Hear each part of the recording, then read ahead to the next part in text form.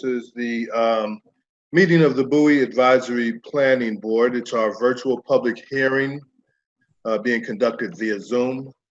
And today's date is June 23rd, 2020. The time is now 7:07, and I'm calling the meeting to order. We do have a quorum present, and the subject of our meeting tonight is subject TAC A-8589 TAC 04, docket number 20-01, regarding the Bowie Town Center Sears property development. So this evening we did have a scheduled presentation by the developer, who has requested a continuance until July 28th, I believe it is, and at which time they will come back before us with a full report. And the reason for the delay, the request for a delay, is that there needs to be additional time allotted to coordinate with adjoining and adjacent property owners.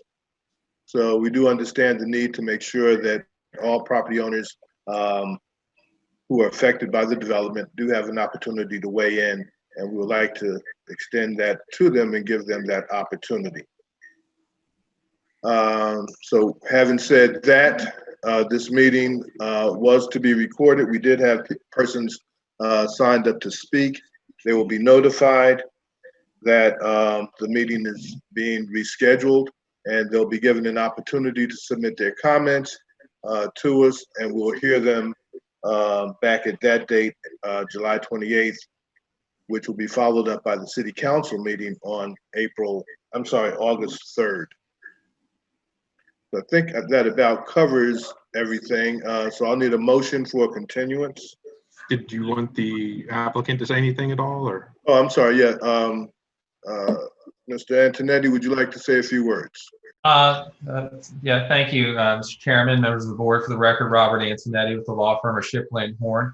I thank you for accommodating or entertaining our request for a continuance. As you very eloquently stated, it is for the opportunity to coordinate additional information about the application with the adjoining property owner, so that it's fully understood before we make a presentation to the board. We look forward to bringing forth the application. We think it's going to represents an exciting opportunity for the Bowie Town Center, and if approved, we would look forward to meeting and presenting to you on July 28th. So thank you for your consideration. All right, thank you, Mr. Antonetti. Anyone else would like to make any comments? Mr. Rogers?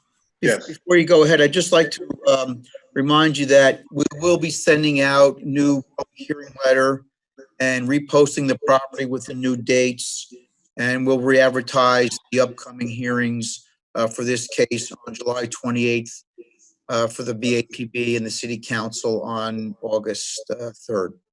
Okay, thanks, Mr. Stevens. Joe, you have any remarks? No, sir. Any other board members have remarks? Yeah, I do, Mr. Chair.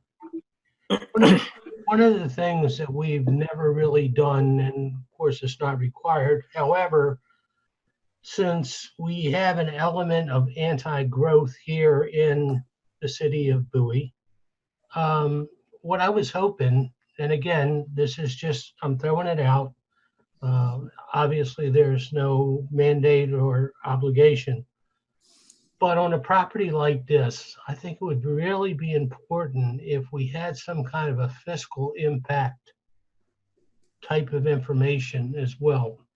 In that right now we sit there with a white elephant. It's more than likely we're still getting the property taxes.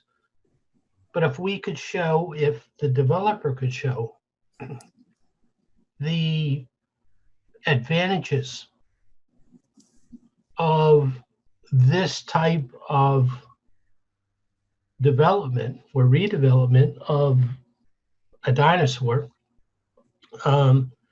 might not be bad. I mean, right now, all we hear is people that are really not knowledgeable about the whole process, that they see that there's a proposed development or redevelopment, and right away, they just throw up their arms and attack. If you guys could maybe come up, and again, it's hard to put a pro forma together. I understand that. But some kind of a fiscal impact to the advantage of what this type of development will do than just having a dinosaur that's sitting vacant. That's about it. I mean, again, obviously, if you're putting residential units right in it right away, you're getting mitigation type of things. And, these are the kind of things that unfortunately we've never really, really taken in consideration. But as this meeting this is a whole new world. And I think if we kind of take a different approach than just to say, okay, we have the zoning regulations, we can do this, we can do that. As the developer coming in saying, okay, we want to be a good neighbor, which obviously you guys are going to be. You've got an A+ team, which I commend you for. But just to kind of give it some consideration, I'm hoping that not so much on raw development land, but something like this may show the public the infrastructure's there. The adequate public facility testing criteria is already met. Show us what fiscal advantage is going to do to the city of Bowie. My thoughts. Okay, Mr. Scopes, I think those are excellent thoughts, and I echo your concerns. We do know some of based on previous developments that have been brought before us, pretty much what our challenges are going to be, traffic, schools. So I think we pretty much know that those issues will be of concern. And Mr. Ursini, would you like to chime in, or Mr. Antonetti?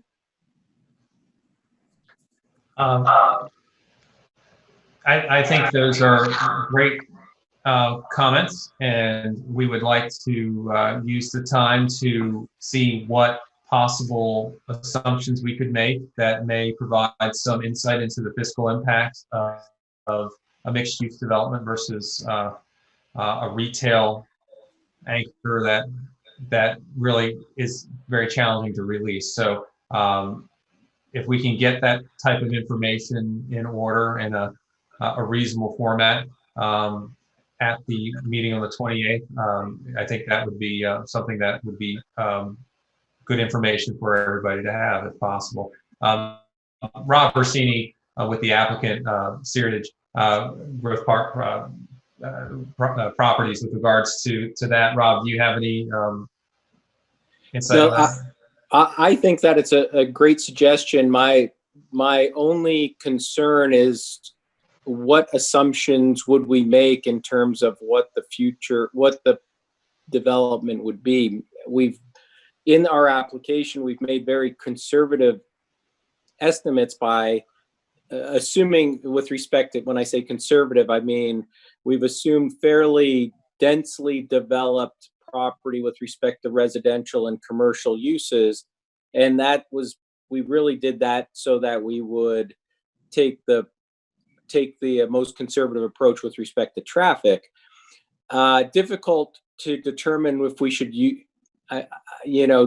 should use those numbers, or if we should maybe just do it on a per use basis, like on a residential, it'd be what we think the fiscal benefit may be on a per unit basis, because at this point we don't know the exact number of units and we don't know the exact square footage of commercial space that we may be ultimately proposing in our CDP and SDP in the future.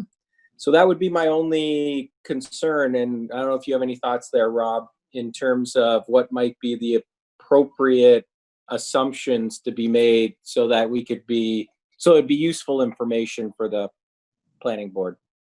Right. Now, Rob, I think that's a great observation. So, right, if we could put in information that, could give, a sense, but not overpromise or understate, a fiscal impact or a fiscal benefit. So I think we'd have to take some assumptions as to, maybe a couple snapshots of what a mix could look like and what, those different snapshots might mean in terms of the fiscal impact, because, we're only at the very first step of it. But yeah, we will look at that and see if we can come back with something that makes sense and helps provide some of that information that you were requesting, Mr. Scotts. Yeah, again, Mr. Antonetti, I was on a call with the comptroller last week.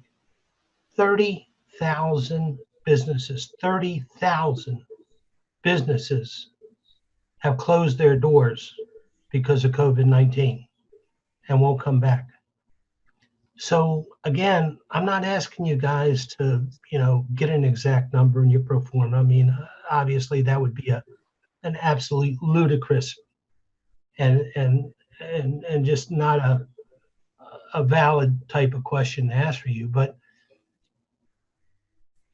all the presentations that have gone up to date, like, again, we're in a different world, guys. And for you guys to come in and say, okay, well, we're not only coming in and taking a piece of vacant property that in essence is still costing the city money one way or another, and to turn around and kind of show that, hey, we're coming in, we're proposing this project.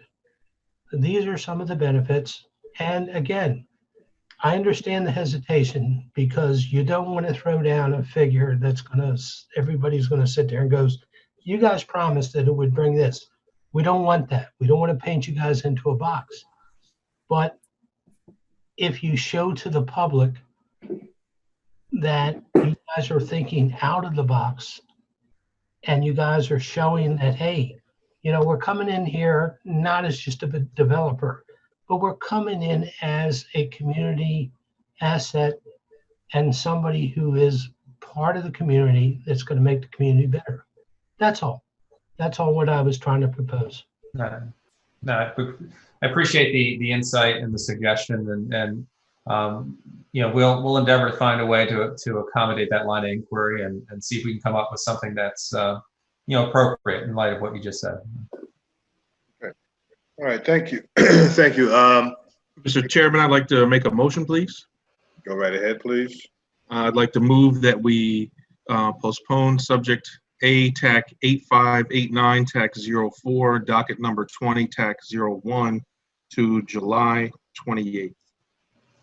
Okay. Mr. Chair, I'll second that motion. All right, thank you. We have a motion for continuance that has been properly seconded. Are you ready for the question? Any questions? No questions? Are we ready for the vote? All in favor, signify by saying aye. Aye. Aye. Lisa? I think she said it at first, yeah. Okay. All right, and no opposed. So the motion carries. We are continuing. We have a continuance until July 28th. And as Frank stated, Mr. Stevens stated, it will be notices sent out to the public, alerting them of the change in dates. So with that being said, thank you very much. That concludes this portion of the hearing. Excuse me, Mr. Rogers, you still have to act on the minutes from the May 26th meeting. Right, yeah. I was going to get to that. I just want to. Okay, I'm sorry. That closes out this. And then the only other thing we do have, as Frank mentioned, is the approval of the minutes from May 26th. Mr. Chair, I move to accept the minutes of May 26, 2020 as written. Okay, we have a motion to accept the minutes of May 26th as written. Do we have a second? Second. Okay, is that Mr. Scots? Yes, sir. Okay, so we have a motion to accept and a second by Mr. Scots. All in favor signify by aye. Aye. Aye. Aye. Ayes have it. And that concludes it. So again, thank you, everybody, and we look forward to seeing you back here on the Zoom conference. Joe, we don't have anything in between now and the 28th, correct? That's correct. Okay. Mr. Minor and Mr. Stevens, there are some Q&A questions down in the bottom of the Zoom call. I was wondering if those would be incorporated for the next meeting. Miss Avery, I'm going to try to respond to those questions that came in shortly after this proceeding has ended. So I'll get back to everyone this evening. Okay, perfect. Just want to make sure. So we're good for the 28th? So we're good for the 28th. And All Mr. right. Cross, thank you for joining us and have a nice evening. Move to adjourn. I Thank second. you. Thank you. Just Good in night. time, Ms. Trask, just in time. Just in time. Okay. Bye, everyone. Hey. All right, thanks. Take care. Bye.